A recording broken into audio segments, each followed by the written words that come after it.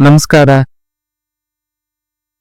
ಮನೆಯೊಳಗನ್ನ ದಿನಸಿ ವಸ್ತುಗಳು ಏನಿರ್ತಾವಲ್ಲ ಅವೆಲ್ಲ ಮನೆ ಒಂದಿನ ಅಂಗಳದಾಗ ಒಣಗಿ ಹಾಕಿದ್ರು.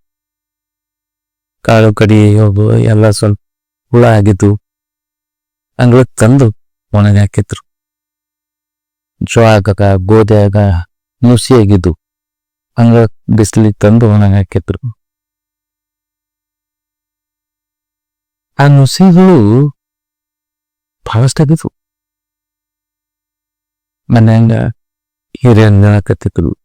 ಅವಾಗ ಕಾಳು ಕಡಿಗಳಾಗ ಕೈ ಆಡಿಸ್ಕೊಂತಿರ್ಬೇಕು, ಬಿಸಿಲಿಗೆ ಹಾಕೊಂತಿರ್ಬೇಕು, ಅಂದ್ರೆ ಹುಳ ಆಗಲ್ಲ ಅಂತೇಳಿ ನನ್ಗನ್ನಿಸ್ತು. ಖರೆ ಅದವ್ರ ಮಾತು. ಅವಾಗ ನಾವು ಕೂಡ ನಮ್ಮ ಮನಸ್ಸನ್ನ ಬಿಸಿಲಿಗೆ ಹಾಕ್ಬೇಕ. ಅಂದ್ರ ಅದು ಸ್ವಚ್ಛ ಶುಭ್ರವಾಗಿರ್ತದ, ಶುದ್ಧವಾಗಿರ್ತದ. ಇಲ್ಲಾಂದ್ರೆ ಮನಸ್ಸಿನಾಗ ಕೆಟ್ಟ ಹುಳಗಳು ಸೇರಾಕ್ ಶುರುವಾಗ್ತಾವ, ಕೆಟ್ಟ ವಿಚಾರದ ಹುಳಗಳು ಸೇರಾಕ್ ಶುರುವಾಗ್ತಾವ.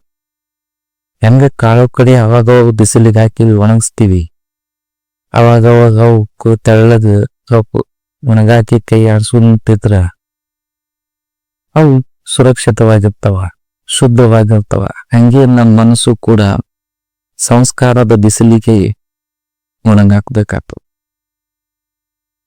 ಅವಾಗ ನಮ್ಮ ಮನಸ್ಸು ಶುದ್ಧ ಆಗ್ತದ. ಅದನ್ನ ನಾವು ಮಾಡ್ತಾ ಇರೋದು. ಈ ಸಂಸ್ಕಾರದ ಬಿಸಿಲು ಹೆಂಗ್ ಪಡ್ಕೋಬೇಕು? ಎಲ್ಲ ಸುಲಭ ಅದ. ಮಹಾನ್ ವ್ಯಕ್ತಿಗಳ ಮಾತುಗಳನ್ನ ಆಲಿಸುವ ಮೂಲಕ ನಮ್ಮ ಮನಸ್ಸಿಗೆ ಒಂದು ಸಂಸ್ಕಾರ ಸಿಗ್ತದ. ಯಶಸ್ವಿ ವ್ಯಕ್ತಿಗಳ ಯಶಸ್ಸಿನ ಹೆಚ್ಚುಗಳನ್ನ ತಿಳ್ಕೋದ್ರ ಮೂಲಕ ನಮ್ಮ ಮನಸ್ಸಿಗೆ ಒಂದು ಸಂಸ್ಕಾರ ಸಿಗ್ತದ. ಮನಸ್ಸು ಎಷ್ಟೇ ನಾವು ತರಬೇತಿಗೊಳಿಸಿದ್ರು ಕೂಡ ಕೆಲವೊಂದು ಸಂದರ್ಭದೊಳಗೆ ಜಾಡ್ ಬಿಡ್ತು,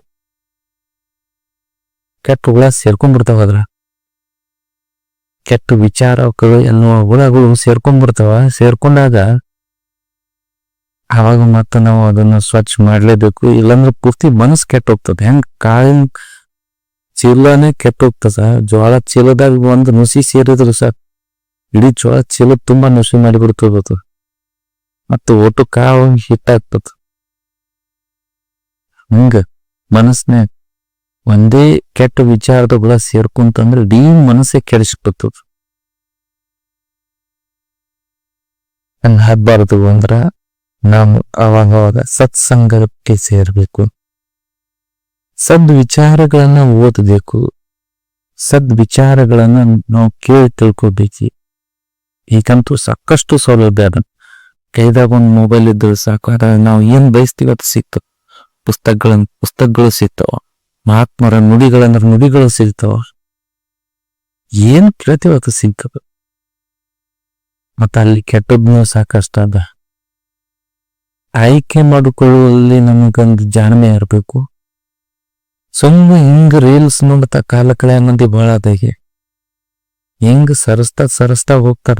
ಯಾವುದಕ್ಕೂ ಕೂಡ ಆಳವಾಗಿ ನೋಡೋದಿಲ್ಲ, ಆಳವಾಗಿ ತೆಗೆದುಕೊಳ್ಳುವುದೇ ಇಲ್ಲ.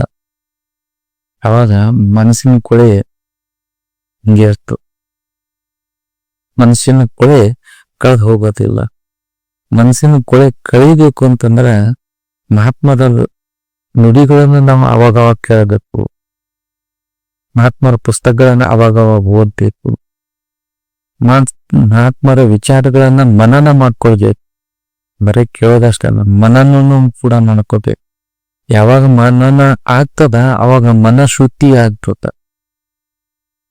ಮನನ ಇಲ್ಲದೆ ಮೇಲ್ಮೇಲೆ ಬಿಟ್ಟೇವ ಓದ್ತೇವು, ಮೇಲ್ಮೇಲೆ ತಿಳ್ಕೊಂಡು ಓದ್ರ ಈಗ ಹೆಂಗ ಆಗ್ತದಂದ್ರ ಯಾವ್ದೋ ಒಂದು ಸತ್ಸಂಗಕ್ಕೆ ಹೋಗತ್ತಿಪ್ಪ, ಎಲ್ಲರೂ ವಿಚಾರದಲ್ಲಿ ಇರತನೂ ಬಹಳ ಚಂದ ತಲೆದೂಗಿ ಕೇಳಿ ಬಂದಿರ್ತೀವಿ. ಮನಿಗೊಂದನ್ ಮತ್ತ ಅವೇ ನಮ್ಮ ಸಂಸಾರದ ವಿಚಾರಗಳು ನಮ್ದೆಲ್ಲ ತಲೆಯಾಗ ಪರ್ಮನೆಂಟ್ ಆಗಿರ್ತಾವ. ಅಲ್ಲಿ ಆ ಜಾಗದಿಂದ ನಮ್ ಮನೆಗ್ ಬರತನ ಅಷ್ಟೇ. ಮನೆಗ್ ಬಂದ ತಕ್ಷಣನೇ ಅವೆಲ್ಲ ಮರ್ತೋತೀವಿ, ಬತ್ ಎಲ್ಲಿದೆ ಶುರುವಾಗಿರ್ತ. ಅದಕ್ಕಂಗ ಆಗ್ಬಾರ್ದು. ಹೋಗ್ತೇನೆ ಮನನ ಮಾಡಿಕೊಳ್ಳೋದು ಬಹಳ ಮುಖ್ಯ. ಶೇಂಗನ ಕಾಳು ಬಿತ್ತಬೇಕತ್ರ ಕಾಳ ಬಿತ್ತಿ ಅದೇ ರಾಶಿ ಮಾಡ್ಬೇಕಾದ್ರ ಕಾಳಿನ ಜೊತೆ ಸಿಪ್ಪೆ ಸುದ್ಗುಣ ಬಂದ್ಬಿಡ್ತದ ಮತ್ತದು ಸಿಪ್ಪಿ ತೆಗೆದು ಹಾಕ್ಬೇಕು, ಕಾಳೆ ನಾವು ಬಳಸ್ಬೇಕು, ಕಾಳೆ ಮತ್ತೆ ಬಿತ್ತಬೇಕು. ಹಂಗ ಇದೂ ಕೂಡ ಮನಸ್ಸು ಸಂಸ್ಕಾರ ಕೊಟ್ಟಾಗ ಸ್ವಲ್ಪ ಶುದ್ಧ ಆಗತ್ತ, ಕಾಳ ಆಗತ್ತು. ಮತ್ತ ಆ ಕಡೆ ವ್ಯವಹಾರದಾಗ ನೋಡ್ಬೋದಾಗ ಅದು ಅಶುದ್ಧಿಯ ಸಿಪ್ಪೆ ಅದಕ್ಕೆ ಸುತ್ತಕೊಂಡ್ಬಿಡ್ತದ. ಮತ್ತ ಆ ಅಶುದ್ಧಿಯ ಸಿಪ್ಪೆಯನ್ನು ಬೀಳಿಸಿದಾಗಲೇ ಮಾತ್ರ ಕಾಳು ತಿನ್ನಕ್ಕೆ ಯೋಗ್ಯವಾಗಿ ಸಿಗೋದು. ಹಂಗ ಮನಸ್ಸು ಅವಾಗ ನಮ್ ಶುದ್ಧಿ ಮಾಡ್ತಾ ಇರ್ಬೇಕು. ಶೇಂಗಾದ ಸಿಪ್ಪಿ ಹೆಂಗ್ ತೆಗೆದಾಕ್ತಿವಿ ಹಂಗ ಮನಸ್ಸನ್ನ ಶುದ್ಧಿ ಮಾಡ್ಕೊಂತ ಹೋಗ್ಬೇಕು. ಶುದ್ಧಿ ಮಾಡ್ತಾ ಸಾಕ್ತಾ ಆಗ ಒಂದಿನ ಮನಸ್ಸು ಶುದ್ಧವಾಗಿರ್ಬೇಕು. ಒಂದ್ ಹಂತ ಬಂದ್ಬಿಡ್ತದ.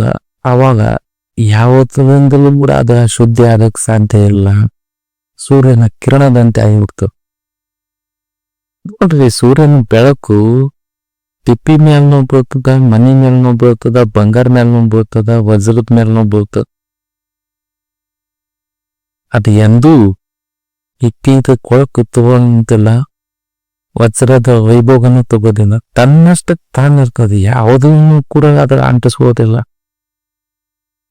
ಅದಕ್ಕೆ ಬೆಳಕಿ ತನ್ನದೇ ಆದ ಒಂದು ಶುದ್ಧತೆ ಅದ. ಅಂತ ಹಂತಕ್ಕೆ ನಮ್ಮ ಮನಸ್ಸು ತಲುಪಿಡ್ಬೇಕು. ತಲುಪಿಡೋದು ಹೆಂಗಾಗ್ತದ ಅಂದ್ರೆ ಹಂತ ಹಂತವಾಗಿ ಆಗ್ತದ ಶುದ್ಧಿ. ಮನಸ್ಸು ಹಂತ ಹಂತವಾಗಿ ಶುದ್ಧ ಆಗ್ತಾ ಪರಮ ಶುದ್ಧಿಗೆ ಹೋಗಿ ಮುಟ್ತದ. ಆ ಪರಮ ಶುದ್ಧಿ ಆಯ್ತಂದ್ರೆ ಆವಾಗ ಮನಸ್ಸು ಬೆಳಕಿನಂತೆ ಆಗಿಬಿಡ್ತದ. ಮನದಲ್ಲಿ ಅಶುದ್ಧಿಯ ಭಾವನೆಗಳು ಬರಕ್ ಸಾಧ್ಯನೇ ಇಲ್ಲ. ಕೆಟ್ಟ ವಿಚಾರಗಳು ಬರಕ್ ಸಾಧ್ಯನೇ ಇಲ್ಲ.